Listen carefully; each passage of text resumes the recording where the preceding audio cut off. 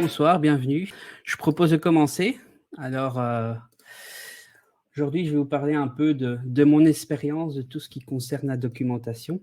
Donc, je m'appelle Jonathan Esteves, j'ai 12 ans d'expérience en tant que sysadmin et Ops Engineer. Et depuis un peu plus d'un an, je suis technical analyst. Pour savoir où je travaille actuellement, je travaille à la STIB. Donc, c'est l'opérateur de transport public à Bruxelles. C'est l'équivalent de la RATP pour les Français. Et depuis que je fais des commets, j'ai intégré la Comet DevOps de Belgique et j'ai fait déjà plusieurs présentations, entre autres sur le DevOps en lui-même, qu'est-ce que c'est, sur le monitoring et sur Docker. Et aujourd'hui, on passe un peu de l'autre côté en parlant de la documentation, ce fameux monstre du Loch Ness pour certains. Alors, cette présentation va être divisée en 6 parties. D'abord, faire un petit peu c'est quoi dans ma tête à moi, donc pour qu'on ait une base commune sur la présentation. Quand est-ce que je documente? Qu'est-ce que je documente? Comment je documente? Sur quels outils c'est pertinent de documenter d'après moi? Et alors, un petit retour de mon expérience en elle-même. Alors, je propose de commencer sur c'est quoi une documentation informatique d'après moi? D'après moi, on a une personne, il doit réaliser certaines tâches. Pour arriver à faire certaines tâches, il a des compétences. Donc, c'est ce qu'il il étudie à l'école, c'est ce qu'il apprend via des formations, on va dire, dans un cadre général. Donc, si vous devez travailler avec un outil en particulier, euh, n'importe quoi, c'est tout ce qui va permettre à cet outil de fonctionner. Et ensuite, la documentation va être toutes les particularités qu'on peut avoir avec cet outil. Donc, par exemple, si vous installez un Linux, vous avez les connaissances de base d'un Linux, mais une fois que vous êtes dans une entreprise, l'entreprise va avoir une certaine façon d'utiliser Linux. Et donc, c'est tout ce genre d'informations que moi, je mets dans la case connaissances et qui, pour moi, doivent être mises dans une documentation pour que n'importe qui aurait les mêmes compétences ou qui connaîtrait Linux puisse arriver à faire le même travail que vous en lisant simplement la documentation. Alors, quand on fait une documentation informatique, on le fait pour plusieurs personnes ou plusieurs destinataires en tout cas. Donc, il y a d'abord la documentation qu'on va faire pour sa propre équipe. Et donc là, on va mettre tout ce qui est utile à sa propre équipe. Et donc, vous êtes absent, vous êtes présent, il y a une partie des personnes qui est présente ou quoi, ils vont pouvoir utiliser cette documentation pour réaliser le travail. Ensuite, on a la documentation qui va être plus dans un cadre de partage ou d'interaction. Donc, si vous mettez un outil, un serveur, n'importe quoi à disposition d'autres équipes, c'est que cette équipe puisse se débrouiller le plus possible toute seule. Donc, bien sûr, il y aura toujours une partie d'échange en vive voix, peut-être une formation, mais il est toujours utile d'avoir une documentation plus précise. Et donc, on aura une documentation qui sera dédiée à ce genre d'échange. On aura aussi éventuellement une documentation qui sera utile pour le support. Donc, vous avez dans certaines entreprises, en fonction de la criticité du business, des équipes dédiées à ça, donc qui sont là des fois 24 heures sur 24, 7 jours sur 7. C'est avoir une documentation assez succincte sur ce qu'eux peuvent faire pour remettre en route un service ou avoir un support de première ligne pour que si un problème arrive soit en journée sans devoir vous déranger à chaque fois, ou alors surtout la nuit et le week-end, pour que le service puisse être rétabli de façon la plus rapide possible et la plus simple. Et donc, c'est retrouver toutes les opérations qu'ils peuvent faire de eux-mêmes et éventuellement un cheminement dans leurs idées. Et ensuite, on a, mais ce qui ne rentre pas tout à fait dans le cadre de cette présentation, c'est tout ce qui est documentation à destination des utilisateurs. Bien sûr, quand on fait une documentation, on le fait souvent en plusieurs étapes. On peut très bien dire, voilà, certaines informations qu'on retrouve dans la première documentation vont se retrouver dans les autres. Peut-être qu'il faudra tout simplement changer un peu la façon dont le présenter ou le langage. Mais l'idée de base pourrait être le même, alors que pour un utilisateur final, on va plus se retrouver sur le fonctionnement lui-même du logiciel. Et donc là, on pourrait avoir une légère différence. Alors, quand est-ce que, pour moi, c'est pertinent d'écrire une documentation? Moi, mes documentations, quand j'en fais, je le fais en fonction souvent très tôt. Bien sûr, ça va dépendre du projet ou du sujet, mais la première chose qui me vient à l'idée, c'est quand on fait du brainstorming ou en français du remue-ménage, à savoir, dès qu'on va aborder un sujet, il m'arrive de tout simplement écrire mes idées dans une documentation, et les faire évoluer petit à petit en fonction de l'avancement du projet. Ça me permet quoi de faire directement à ce moment-là? Ça me permet de un, garder mes idées, de 2, d'avoir déjà une documentation de base, hein, donc c'est pas forcément une documentation qui est lisible par tout le monde, mais j'ai déjà au moins une base, dans ma documentation, ce qui me permet de la faire évoluer petit à petit et donc pas devoir partir à zéro plus tard.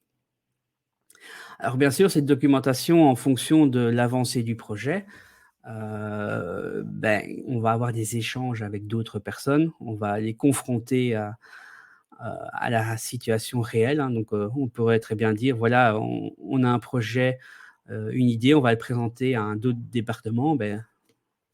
On peut faire évoluer la documentation dès ce moment-là aussi et non plus attendre la fin du projet. La phase la plus importante et c'est souvent celle où, on va d'office faire une documentation, en fonction de où on se trouve dans la hiérarchie du projet, mais c'est quand on va réellement réaliser le projet, à savoir, si on fait un développement, c'est faire la documentation du développement même. Si on fait plus, d'un point de vue système et opérationnel, c'est faire tout ce que les opérations qu'on met pour mettre en route un système. Par exemple, si on installe un serveur, si on fait, simplement sous Windows un setup et on fait next, next, next, on peut très bien faire une documentation là-dessus. Si on fait plus une installation avec des lignes de commande et des scripts, ça peut être intéressant de directement mettre l'information dans la documentation. Pourquoi? Comme ça, si on doit refaire l'opération, parce qu'on a plusieurs environnements, il suffit de récupérer ce qui a été mis. Si on doit ensuite le transmettre à d'autres personnes, voire en faire une formation, on a aussi directement tout ce qu'on a réalisé. Ensuite, on a les phases de test. Donc là aussi, en fonction de où on se trouve dans le projet, des fois, c'est des testeurs séparés, des fois, c'est les mêmes personnes. En fonction de si on fait nous-mêmes les tests ou si d'autres personnes les font, on va avoir un certain nombre de retours. On peut aussi faire évoluer la documentation en sachant que, peut-être une opération n'a pas été bien réalisée dès le départ et on veut éventuellement la changer. Dans ce cadre-là, on va faire une adaptation, on va rajouter une partie manquante, une partie qui n'était pas compréhensible dès le départ. Et la dernière partie, c'est quand on est en phase de vie, hein, donc le projet va évoluer, naturellement et donc ce qu'on va faire ce qu'on a fait à un certain moment aura peut-être complètement changé après un certain nombre d'années et donc il peut être intéressant aussi de maintenir cette documentation à jour. Une documentation, c'est quelque chose qui vit avec le projet.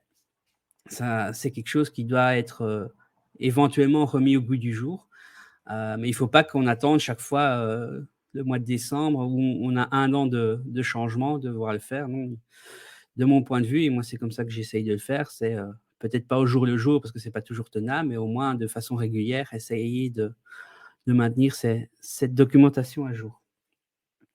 Alors, qu'est-ce qu'on peut documenter? J'ai envie de dire, on peut tout documenter. La question, elle va être plutôt de savoir, est-ce que c'est pertinent de tout documenter? Et donc, moi, dans les documentations que je fais, j'essaye d'avoir, comme l'étape précédente, un peu tout ce qui touche au projet sur lequel je travaille. Et donc la première chose, c'est les besoins. Si on vient me trouver et que c'est moi qui dois trouver une solution, je vais noter les besoins pour savoir, voilà, pourquoi je suis arrivé à cette solution. C'est parce on est venu avec telle demande. On vit bien sûr dans un monde qui n'est pas figé et donc un besoin peut évoluer et donc il faut aussi tenir compte de cela et donc maintenir à jour les besoins dans la documentation. Les idées, si on vient avec un besoin, il me faut avoir un système qui me permet de faire ceci ou cela. Beh, moi, je vais commencer à écrire différentes, idées pour, heu, pour arriver à rencontrer les besoins des demandeurs. Beh, ça va être, dire: «Voilà, je vais utiliser tel système pour telle raison». Ça va être, de faire ça de telle façon. Je vais garder une trace pour que si un jour je reviens ou quelqu'un d'autre revient sur la question de savoir pourquoi on a fait tel choix et pourquoi on a eu telles idées, beh, c'est aussi avoir l'historique. Combien de fois on n'arrive pas sur un projet qui est existant depuis 10 ans et ne plus jamais savoir pourquoi on a fait tel ou tel choix. Il y a des fois des raisons très pertinentes à l'époque de le faire qui peuvent toujours être pertinents, 10 ans plus tard. Mais il suffit qu'on ait un changement de personnes dans les équipes ou des personnes qui changent régulièrement de projet pour que, bah, les raisons originales de la solution ne soient plus vraiment, connues et donc on pourrait dès lors, faire des choix un peu moins bons suite à ces pertes de repères. Les décisions aussi, donc justement comme je disais, ben, on fait des choix d'une façon ou d'une autre de travailler ou d'utiliser des outils. Garder une trace de pourquoi on a fait ces choix, bah, ça peut aussi être pertinent pour, le suivi du projet. Les expérimentations, pour le moment, je travaille sur un projet où, ben, on fait des tests en labo et puis on fait des tests sur le terrain et donc il faut garder, justement, ben, les résultats de tests pour, permettre de faire évoluer le projet. On travaille, petit à petit, sur certaines, parties du projet. Hem Beh, quand on veut avancer, il vaut mieux commencer à voir, comment dire? Les premiers résultats pour dire: «Voilà, on se dirige vers telle solution» et donc on retourne des fois sur les besoins et les idées où on peut évoluer comme c'était prévu pour arriver au résultat final et aussi, bah, justement, quand on fait certains choix, on peut nous-mêmes avoir des idées de choses à tester et même si c'est une autre équipe, il peut être pertinent de dire: «Voilà, on fait une liste de tests qu'il faudrait prévoir» et pour passer aux autres équipes si c'est quelqu'un d'autre qui le fait. Et les responsabilités, hein, ça c'est souvent quelque chose, qu'on oublie de mettre dans les documentations. Si on travaille en équipe sur plusieurs parties dans le projet, beh, tout le monde n'est pas responsable de tout ou tout le monde n'est pas le contact. Il peut être pertinent de dire voilà qui on peut contacter pour si on a une question sur un domaine particulier ou si, une personne doit faire un choix. Par exemple, si c'est quelqu'un du marketing qui nous demande de faire un projet, beh, savoir qu'il faut revenir vers lui quand on a une question ou un besoin ou qu'il faut trancher une question, beh, aussi garder une trace de ça dans la documentation, ça permet de rapidement, retrouver ses petits. Partie 4, donc comment on organise sa documentation? Donc moi, quand j'organise ma documentation, j'essaie de garder, les 5 mots-clés que j'ai mis ici. Donc ça doit être simple, ça doit être compréhensible sans avoir d'une documentation complémentaire. Combien de fois quand on va sur internet ou autre part, on trouve une documentation qui nous explique, comment arriver à telle et telle étape, mais pour y arriver, il faut presque prendre, une documentation complète d'un serveur, ou, d'un autre outil pour pouvoir y arriver. Le but d'une documentation quand elle est complète, c'est justement d'arriver à faire tout ce qu'on a besoin en se focalisant uniquement sur cette documentation.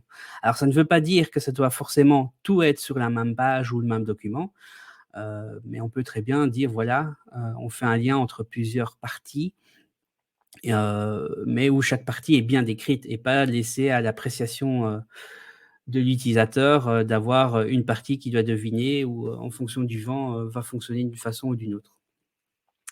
Ça doit aussi être très lisible, donc avoir, une présentation et un texte assez agréable à lire et fluide, mais par lisible aussi, c'est avoir une certaine mise en page. Quand on fait une documentation et qu'on met ça dans un bête fichier TXT, bah, c'est bien, mais c'est quand même pas toujours très agréable et donc avoir un peu de mise en page, permet d'avoir quelque chose de plus agréable. Alors une chose aussi importante à avoir, c'est de garder, le fait d'avoir une seule opération, par page et donc ne pas devoir, réécrire, heu, comment ça s'appelle? Réécrire sur plusieurs pages la même opération. Pourquoi? Pour 2 raisons. De un, c'est du double travail. De 2, ça veut dire que chaque fois qu'on va changer cette petite partie, on va devoir la réécrire à plusieurs endroits. Et donc moi, comme habitude que j'ai pris, c'est si on a un tronc commun sur plusieurs parties, c'est de chaque fois faire une page pour cette partie commune et ensuite de renvoyer de ou vers cette page pour la suite des opérations. Justement, en parlant de suite, c'est justement faire des liens. Ne pas avoir une page, ou un document qui est caché dans un répertoire ou caché sur un site, mais c'est justement se renvoyer de l'un à l'autre, pour que si on doit avoir plus d'informations sur une partie ou avoir, comment ça s'appelle? Des cas de tests par exemple, c'est chaque fois avoir tout sur la page. Ça peut être très bien en bas de page avec, un renvoi sur, des détails supplémentaires, hein. Sur les cas de tests, on peut très bien avoir une section dédiée à des tests et sur chaque page, renvoyer vers la partie concernée. Et alors une chose très importante, c'est que comme on va faire une documentation, celle-ci va évoluer. On pourrait très bien dire en fonction de l'outil utilisé que, les liens qui sont faits entre vont éventuellement être brisés et donc c'est bien avoir ça en tête. C'est de dire que peut-être qu'on va envoyer un lien par email vers une interface web où la documentation est mise et si on vient à briser, une personne qui avait ce lien qui a peut-être 10 ans ou 5 ans ou 2 ans, lui n'a peut-être pas eu la notification comme quoi il y a eu une nouvelle version, un nouveau lien et donc c'est bien de garder ça en tête et de garder éventuellement en fonction de l'outil, ce lien historique pour que les gens qui viendraient, heu, plus tard puissent, justement retrouver l'information, pertinente. Alors, concernant la question que je viens d'avoir, donc, là on parle de documentation au plus près du code, et donc directement, dans le code. Moi je suis pas développeur, donc en général ce que je fais comme documentation, c'est tout ce qui est autour, donc d'un point de vue DevOps. Mais même dans un cadre de développement, on va toujours avoir 2 parties. On va avoir la partie de compréhension du code et puis on va avoir la partie, qui va permettre de justement de voir les interactions, de voir pourquoi on a fait des choix et ça, c'est moins pertinent de le mettre directement dans le code et donc là, il est plus intéressant de éventuellement couper en 2 quand on fait du développement. Donc vraiment documenter son code, comment ça fonctionne, pourquoi, on fait telle référence, on utilise telle librairie éventuellement dans le code. Mais tout ce qui est, le reste, les choix, le brainstorming, enfin tout ce genre de choses, le faire en dehors. Bien sûr, en fonction des outils qu'on va utiliser, on va pouvoir faire des liens entre les 2. Rien n'empêche dans son code de faire un petit commentaire avec un lien vers une documentation plus complète et de faire une version plus simple dans le code source.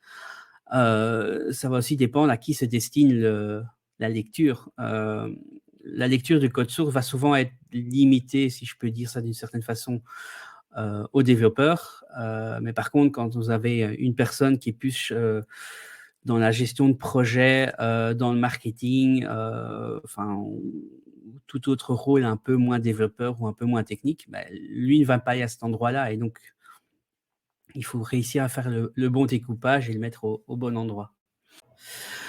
Alors, pour la suite, donc dans cette 5e partie, moi je vais parler un peu des outils que j'utilise, ou que j'ai eu l'occasion d'utiliser pour faire de la documentation, mais aussi pourquoi c'est intéressant d'utiliser ce type d'outils et donc bien sûr, l'outil parfait, c'est celui qu'on utilise.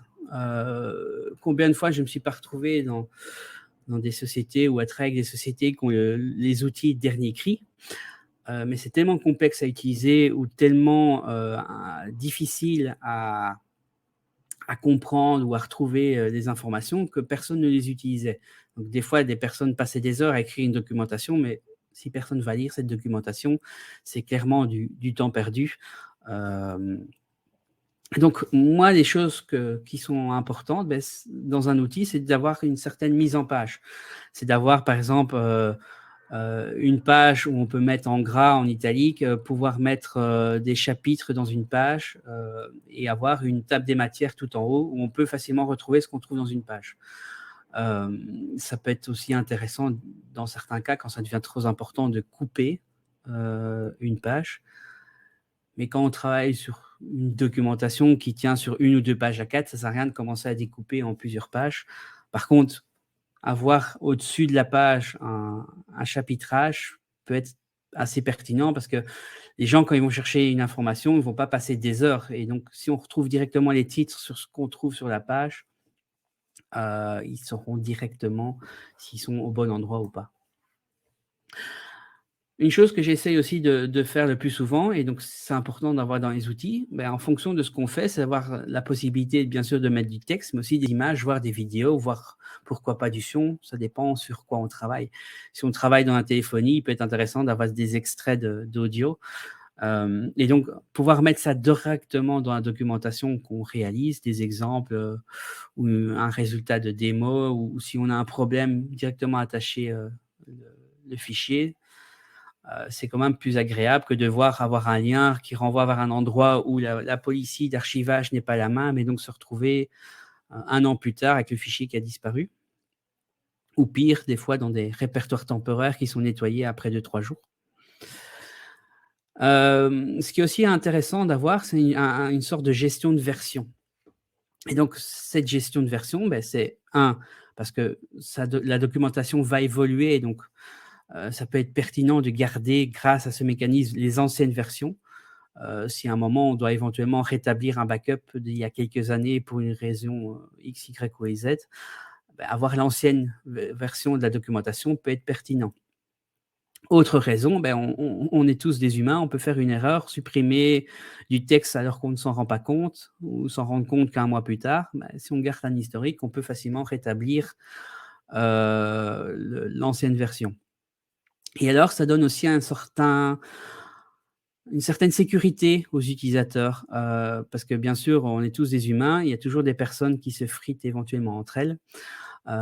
Et donc avoir cette notion de version, ça permet justement de dire, voilà, qui a fait quoi en cas de souci, pas forcément pour engueuler une autre personne, mais plutôt pour dire, voilà, on a retrouvé la version originale et on se pose pas dans un postulat où les personnes auront effacé quelque chose et les autres seront incapables de le retrouver. Et donc, les gens vont avoir plus tendance à utiliser ce genre d'outils.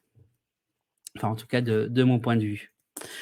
Et alors, bien sûr, avoir un outil qui permet le partage. Si on fait des documents qui restent sur notre ordinateur et que chaque fois qu'on éventuellement doit le partager, c'est bêtement l'envoyer par email, j'appelle pas ça un outil de documentation en équipe. Par contre, avoir un outil qui permet que tout le monde ait accès tout le temps pratiquement à la documentation et qu'importe la version, donc même les versions, on va dire draft, donc les versions d'essai qui sont en cours de rédaction, permet justement un bon partage dans une équipe. Et s'il y a une urgence, même qu'on est encore en train de terminer la documentation, justement, grâce à ce genre d'outils, on va retrouver ce qu'on a besoin.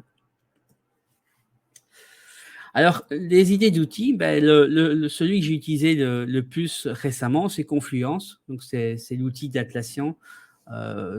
C'est l'outil qui est lié à Jira et à ce genre de choses.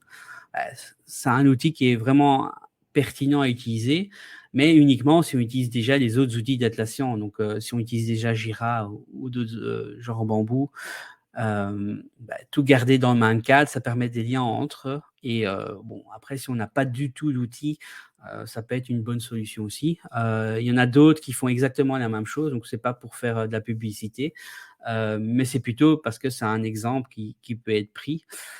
Comme autre point, ça peut sembler des fois assez bizarre pour certains, mais même SharePoint permet de faire de la documentation. Pourquoi? Parce qu'on va pouvoir mettre des documents, on va pouvoir faire des pages, par exemple, sous format wiki. Et ce genre de choses va permettre d'arriver à faire ce genre de documentation. Ça va aussi dépendre dans quel genre de société. Donc, si on se retrouve dans une société purement IT, on a plus de chances de retrouver des outils genre Confluence.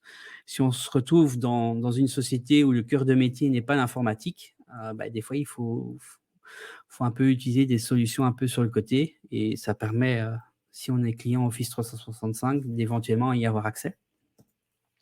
Alors, autre chose assez des fois anecdotique, bah, j'ai déjà été dans une société où toute la documentation était dans OneNote.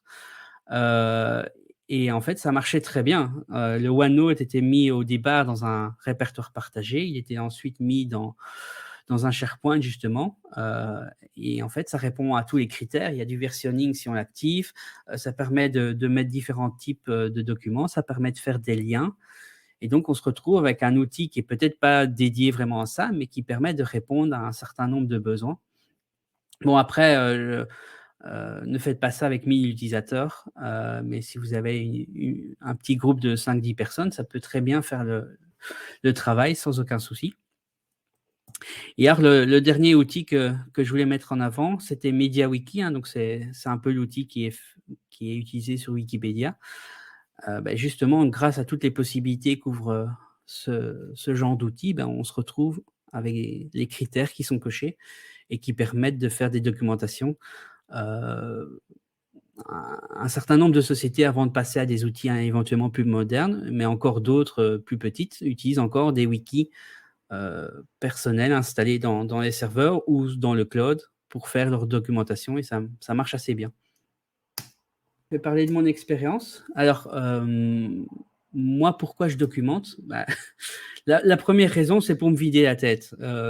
Quand en fonction des jobs, on a un certain nombre de choses en tête, documenter permet de justement rentrer la tête un peu plus tranquille le soir et ne pas se dire: «Voilà, il faut pas que j'oublie ça parce que la fois suivante, je risque d'en avoir besoin». Quand je documente correctement, bah, si j'oublie une information, bah, c'est pas très grave, il me suffit de revenir sur la documentation et cette documentation, des fois, en revenant plus tard, en ayant oublié justement, me permet de voir qu'il y avait une partie qui était manquante et donc à ce moment-là, justement, je l'adapte pour que, bah, les personnes qui devraient éventuellement passer après moi ou même moi, puissions répondre plus rapidement aux besoins, en lisant la documentation. Alors, le prochain point, beh, c'est partir en vacances tranquillement. Bah, pourquoi j'écris ça? Beh, tout le monde part en vacances, tout le monde arrive à un moment où on n'est pas disponible, où on n'a pas envie d'être disponible, on a des fois envie de déconnecter. Et beh, justement, si la documentation est bien faite, bah, nos collègues qui nous remplacent ou qui font le même travail que nous, en lisant la documentation, ont beaucoup moins de chances de venir nous déranger pendant les vacances ou enfin, pour certains, c'est pas déranger, mais en tout cas, venir nous contacter. Et quand on part en vacances et qu'on n'est pas contacté et que les gens ont travaillé sur les sujets que vous avez laissés, et c'est souvent assez, comment dire? Gratifiant de voir qu'ils n'ont pas eu besoin à vous téléphoner. Heu, Quand ils vous disent qu'ils ont simplement lu la documentation et qu'ils tout a été répondu. La dernière raison, bah, c'est un peu dans la même idée, hein, c'est pour partager, hein. Récemment, j'ai travaillé sur un projet pendant 6 mois. J'ai dû justement, débroussailler, comme on dit, le travail, donc trouver toutes les choses qui étaient pas du tout documentées. J'ai réussi à faire toute une documentation et il a suffi ensuite à certains de mes collègues de lire cette documentation pendant une petite semaine et me poser 2-3 questions et ils étaient pratiquement au même niveau que moi. Bien sûr, il faut un peu l'expérience, donc lire une documentation ne suffit pas, mais ils pratiquent de plus en plus et pratiquement sans devoir, l débroussailler ou devoir, expérimenter, des problèmes. Ils suivent simplement mes documentations et avec l'habitude, ils ont plus besoin de la lire, mais en tout cas, ça leur a suffi, dans la plupart des cas. Il y a juste un cas où j'ai eu un retour, où il y avait des choses qui étaient pas tout à fait correctes et donc à ce moment-là, j'ai eu un retour, on en a discuté, j'ai adapté ma documentation, j'ai rajouté certaines choses et bah, à la fin, le suivant, s'il doit encore en avoir un, ben, j'espère qu'il devra pas passer par là. Alors, quand est-ce que je documente? Beh, par exemple, si dans un cadre DevOps, je travaille sur un serveur, il m'arrive de réaliser des opérations. Au lieu comme j'ai dit, d'aller rechercher une documentation sur internet ou d'aller sur un Linux dans un bash history, je copie tout ce que j'ai fait dans une page, pas forcément très lisible au départ, mais en tout cas, je copie tout et je la fais évoluer petit à petit pour avoir quelque chose avec des commentaires, avec des explications, avec des renvois vers les bons liens, pour que rapidement les personnes puissent comprendre, justement ce qui est fait et quand et quoi. Hem, Autre chose que j'ai pris comme grande habitude, quand on me pose une question et que ça mérite une documentation, au lieu de répondre dans un email avec toutes les explications qui seraient potentiellement partageables et utiles à d'autres, qu'est-ce que je fais? C'est que dans l'outil qu'on utilise, je crée une documentation adaptée à la question ou des fois, un peu plus large et je renvoie tout simplement la personne vers cette page une fois qu'elle est écrite. Comme ça, soit, c'est une personne qui a les droits, elle peut éventuellement, adapter, la page, mais on peut aussi le partager à d'autres personnes et plus devoir aller chercher dans des emails, 2-3-4 ans plus tard, et passer du temps. On sait que l'information se trouve dans l'outil de documentation et il ne suffit de la lire. Et alors, le reste, en fonction des besoins, lorsque j'ai une idée, heu, quand ça doit être refait, donc quand je fais une adaptation de mon programme ou de ma documentation, quand ça doit être partagé, j'ai pris l'habitude de directement faire des documentations et ne plus écrire ça, par-ci par-là. Ça me fait au terme de ce genre de processus, me fait gagner pas mal de temps. Parce que souvent quand on ne fait pas de documentation, je me rends compte que on revient souvent avec les mêmes questions de plusieurs personnes qui peuvent être de différents services différents, mais c'est souvent les mêmes sujets qui reviennent et donc avoir une bonne documentation permet au final de dégager pas mal de temps dans cette phase, on va dire une fois que le projet est vraiment mis en route et moi ça me fait gagner pas mal de temps. On arrive à la fin de ma présentation. J'espère que ça vous a plu. C'était une petite présentation pour, un petit retour, sur des sujets que j'ai eus récemment et où j'ai dû, justement expliquer ce genre de choses à des collègues, pourquoi j'agissais comme ça. Bonne soirée.